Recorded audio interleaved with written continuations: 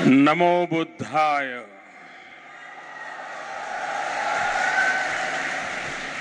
नेपाल के प्रधानमंत्री सम्माननीय श्री शेर बहादुर देउबा जी, आदरणीय श्रीमती आरजू देउबा जी, सभा में उपस्थित नेपाल सरकार के मंत्रीगण, बड़ी संख्या में उपस्थित बौद्ध भिक्षु एवं बौद्ध धर्मावलंबी, विभिन्न देशों से पधारे गणमान्य अतिथिगण, देवी और सज्जनों, बुद्ध जयंती को पावन अवसर में यह सभा में उपस्थित यहाँ हरू सबैलाई संपूर्ण नेपालवासीहरूलाई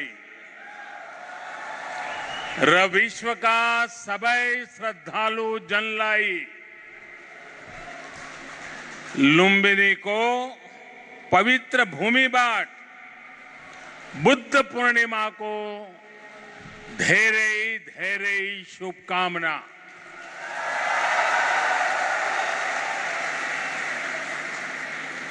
मुझे पहले भी वैशाख पूर्णिमा के दिन भगवान बुद्ध से जुड़े दिव्य स्थलों पर उनसे जुड़े आयोजनों में जाने का अवसर मिलता रहा है और आज भारत के मित्र नेपाल में भगवान बुद्ध की पवित्र जन्मस्थली लुम्बिनी आने का ये सौभाग्य मिला है। कुछ देर पहले माया देवी मंदिर में दर्शन का जो अवसर मुझे मिला वो भी मेरे लिए अविस्मरणीय है। वो जगह जहां स्वयं भगवान बुद्ध ने जन्म लिया हो, वहां की ऊर्जा, वहां की चेतना, ये अलग ही एहसास है। मुझे देखकर भी खुशी हुई कि इस स्थान के लिए 2014 में मैंने महाबोधि वृक्ष की जो सैपलिंग भेंट की थी, वो अब विकसित होकर एक वृक्ष बन रहा है। साथियों, चाहे पशुपतिनाथ जी हो, मुक्तिनाथ जी हो, चाहे जनकपुर धाम हो या फिर लुम्बिनी में जब जब नेपाल आता है, नेपाल अपने आध्यात्मिक आशीर्वाद से मुझे कृतार्थ करता है। साथियों, जनकपुर में मैंने कहा था कि नेपाल के बिना हमारे राम भी अधूरे हैं।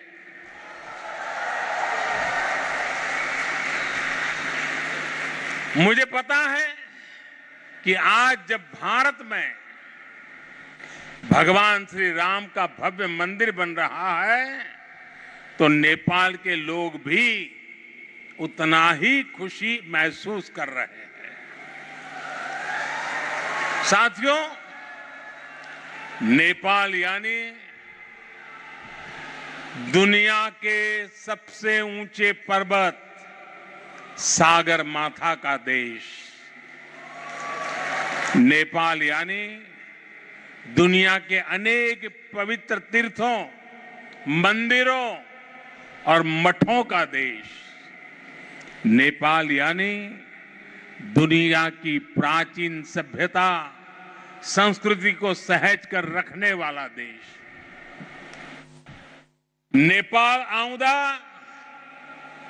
मलाई कुनै राजनीतिक भ्रमण भन्दा अलग औटा छुट्टे आध्यात्मिक अनुभूति हुंच भारत और भारत के लोगों ने हजारों सालों से नेपाल को इसी दृष्टि और आस्था के साथ देखा है। मुझे विश्वास है अभी कुछ समय पहले जब शेर बहादुर देउबा जी, श्रीमती आरजू देउबा जी भारत गए थे और जैसा अभी देउबा जी ने वर्णन किया बनारस का, काशी विश्वनाथ धाम की यात्रा की थी, तो उन्हें भी ऐसी ही अनुभूति भारत के लिए भी होना बहुत स्वाभाविक है। साथियों, ये साझी विरासत, ये साझी संस्कृति, ये साझी आस्था और ये साझा प्रेम, यही हमारी सबसे बड़ी पूंजी है। और ये पूंजी जितनी समृद्ध होगी, हम उतने ही प्रभावी ढंग से साथ मिलकर दुनिया तक भगवान बुद्ध का संदेश पहुंचा सकते हैं, दुनिया को दिशा दे सकते हैं। आज जिस तरह की वैश्विक परिस्थितियां बन रही हैं, उसमें भारत और नेपाल की निरंतर मजबूती होती मित्रता, हमारी घनिष्ठता संपूर्ण मानवता के हित का काम करेगी। और इसमें भगवान बुद्ध के प्रति हम दोनों ही देशों की आस्था, उनके प्रति असीम श्रद्धा हमें एक सूत्र में जोड़ती है, एक परिवार का सदस्य बनाती है। भाइयों और बहनों, बुद्ध मानवता के सामूहिक बोध का अवतरण है। बुद्ध बोध भी है और बुद्ध शोध भी है, बुद्ध विचार भी है और बुद्ध संस्कार भी है। बुद्ध इसलिए विशेष हैं कि उन्होंने केवल उपदेश नहीं दिए, बल्कि उन्होंने मानवता को ज्ञान की अनुभूति करवाई। उन्होंने महान वैभवशाली राज्य और चरम सुख सुविधाओं को त्यागने का साहस किया। निश्चित रूप से उनका जन्म किसी साधारण बालक के रूप में नहीं हुआ था, लेकिन उन्होंने हमें यह एहसास करवाया कि प्राप्ति से भी ज्यादा महत्व त्याग का होता है। त्याग से ही प्राप्ति पूर्ण होती है। इसलिए वो जंगलों में विचरे, उन्होंने तप किया, शोध किया। उस आत्म शोध के बाद जब वो ज्ञान के शिखर तक पहुंचे, तो भी उन्होंने किसी चमत्कार से लोगों का कल्याण करने का दावा कभी नहीं किया, बल्कि भगवान बुद्ध ने हमें वो रास्ता बताया जो उन्होंने खुद जिया था। उन्होंने हमें मंत्र दिया था, अप्पदीपो भव भिक्खवे, अप्पदीपो भव भिक्खवे, परीक्ष भिक्षवो, ग्राह्यम मद बचो नतु गौरवात। अर्थात अपना दीपक स्वयं बनो, मेरे वचनों को भी मेरे प्रति आदर के कारण ग्रहण मत करो, बल्कि उनका परीक्षण करके उन्हें आत्मसात करो। साथियों, भगवान बुद्ध से जुड़ा एक और विषय है, जिसका मैं आज जरूर जिक्र करना चाहता हूं। वैशाख पूर्णिमा का दिन लुम्बिनी में सिद्धार्थ के रूप में बुद्ध का जन्म हुआ। इसी दिन बौद्ध गया में वो बोध प्राप्त करके भगवान बुद्ध बने और इसी दिन कुशीनगर में उनका महापरिनिर्वाण हुआ। एक ही तिथि, एक ही वैशाख पूर्णिमा पर भगवान बुद्ध की जीवन यात्रा के ये पड़ाव केवल संयोग मात्र नहीं था, इसमें बुद्धत्व का वो दार्शनिक संदेश भी है जिसमें जीवन, ज्ञान और निर्वाण तीनों एक साथ है, तीनों एक साथ जुड़े हैं। यही मानवीय जीवन की पूर्णता है और संभवतः इसीलिए भगवान बुद्ध ने पूर्णिमा की इस पवित्र तिथि को चुना होगा। जब हम मानवीय जीवन को इस पूर्णता में देखने लगते हैं तो विभाजन और भेदभाव के लिए कोई जगह नहीं बचती। तब हम खुद ही वसुधैव कुटुंबकम की उस भावना को जीने लगते हैं जो सर्वे भवन्तु सुखिनः से लेकर भवतु सब्ब मंगलम, भवतु सब्ब मंगलम के बुद्ध उपदेश तक झलकती है। इसलिए भौगोलिक सीमाओं से ऊपर उठकर बुद्ध हर किसी के हैं, हर किसी के लिए है। साथियों, भगवान बुद्ध के साथ मेरा एक और संबंध भी है जिसमें अद्भुत संयोग भी है और जो बहुत सुखद भी है। जिस स्थान पर मेरा जन्म हुआ, गुजरात का वडनगर, वहां सदियों पहले बौद्ध शिक्षा का बहुत बड़ा केंद्र था। आज भी वहां प्राचीन अवशेष निकल रहे हैं जिनके संरक्षण का काम जारी है। और हम तो जानते हैं हिंदुस्तान में कई नगर ऐसे हैं, कई शहर, कई स्थान ऐसे हैं जिसको लोग बड़े गर्व के साथ उस राज्य के काशी के रूप में जानते हैं।